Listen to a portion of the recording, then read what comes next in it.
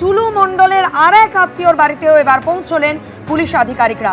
মঙ্গলকোটের ছবি আপনাদের সামনে রেখেছি। বীরভূমের পাথর সম্রাট মোহাম্মদ নাজিবউদ্দিন ওরফে টুলু মণ্ডলের আর এক আত্মীয়ের বাড়িতেও এবার পৌঁছে গিয়েছেন তদন্তকারী আধিকারিকরা।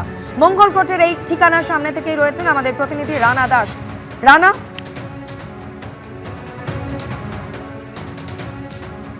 দেখো, তোমাকে বলি যে মঙ্গলকোটের মাঝিক গ্রামে, সেই গ্রামে রয়েছি, সেই গ্রামের সেই পঞ্চায়েতে, সেখানে আইমাপাড়া, এখানেই রয়েছে ইফাজুল হকের বাড়ি। ইফাজুল হক হচ্ছে যে টুলু মণ্ডলের আত্মীয়, এবং তার যে পাথর খাদান রয়েছে সেই খাদানে সে কাজ করতো। এবং যে বাড়িটি দেখা যাচ্ছে আমার সামনের দিকে, যে বাড়িটি এই মুহূর্তে দেখাচ্ছি, এইটি হচ্ছে ইফাজুল হকের বাড়ি, টুলু মণ্ডলের আত্মীয়।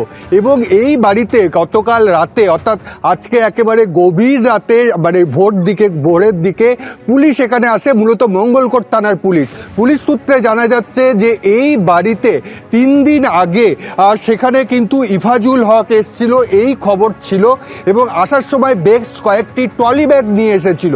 এবং সেই মতো পুলিশ একবারে পাঁচিল টপকে ওঠে, এবং তার যে 2টি ঘর রয়েছে সেই ঘর দুটোতে সেখানে একেবারে পাঁচিল ভেঙে, তারপরে যে তালা রয়েছে তালা ভেঙে ঘরের ভেতরে ঢোকে, এবং ঘরের ভিতরে খাটের তলায় দেখা যায় বেশ কয়েকটি ট্রাঙ্ক রয়েছে, এবং সেখানে সুটকেস রয়েছে, কিন্তু সেইগুলো ফাঁকা ছিল, আর সেখানে কিছু পায়নি। এইখানেই কিন্তু পুলিশের সন্দেহ হচ্ছে যে ইফাজুলের ঘরে এই যে ট্যাঙ্ক, এই যে বড় বড় বাক্স, সেগুলো কেন ফাঁকা পড়ে রয়েছে? সেখানে তো কোনো জামা কাপড় কিছু ভরা নাই, তাহলে কি এর মধ্যে কিছু ছিল?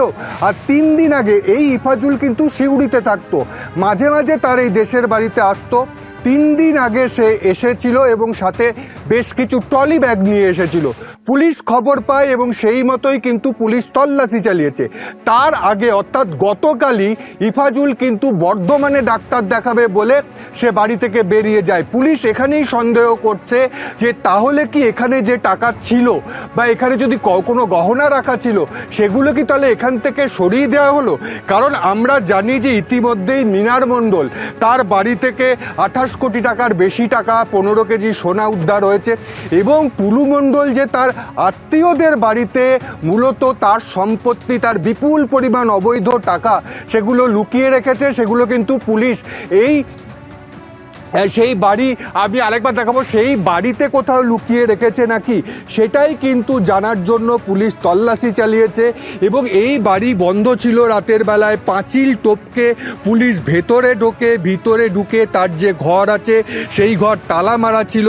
পরিবারকে যখন জিজ্ঞাসা করা হয় যে চাবি কোথায়, তারা চাবি দিতে পারেনি, ওই জন্য তালা ভেঙে ভেতরে যখন ঢোকে, তখন সেখানে দেখা যায় খাটের তলায় ট্রাঙ্ক রাখা। অর্থাৎ মিনার মণ্ডলের বাড়িতে যেভাবে ট্রাঙ্ক ছিল, সেই ট্রাঙ্ক কিন্তু এইখানেও পাওয়া গিয়েছে, কিন্তু সেটা ফাঁকা। এইখানেই প্রশ্ন যে যখন মিনার মণ্ডলের বাড়িতে তল্লাশি চলছে, টাকা উদ্ধার হচ্ছে, সেই সময় কিন্তু ইফাজুল এসেছিল তার দেশের বাড়িতে। কেন হঠাৎ সেই সময় দেশের বাড়িতে এলো? সাধারণত পরিবার বলছে যে চাষের সময় আসতো বা কোনো অনুষ্ঠানে আসতো, কিন্তু এই সময় হঠাৎ করে তল্লাশি চলছে, সেই কারণে কেন এলো, সেটাই সবথেকে বড় প্রশ্ন হয়ে উঠছে। এবং তার ঘরে ঢুকে কিন্তু সেই ছবিও, সেই যে সেই ট্রাঙ্ক পর্যন্ত পাওয়া যায়, কিন্তু সেটা সম্পূর্ণ ফাঁকা ছিল। এবং এখানেই সন্দেহ দানা বাঁধে যে কেন ফাঁকা, এবং গতকাল তাকে কেন চলে যেতে হলো। অর্থাৎ টুলু মণ্ডলের আত্মীয় মিনার মণ্ডলের বাড়ি থেকে যখন 28 কোটি টাকা পাওয়া হলো, তখন কি এই ইফাজুলের বাড়িতেও টাকা ছিল? এবিপি আনন্দ, এগিয়ে থাকে, এগিয়ে রাখে।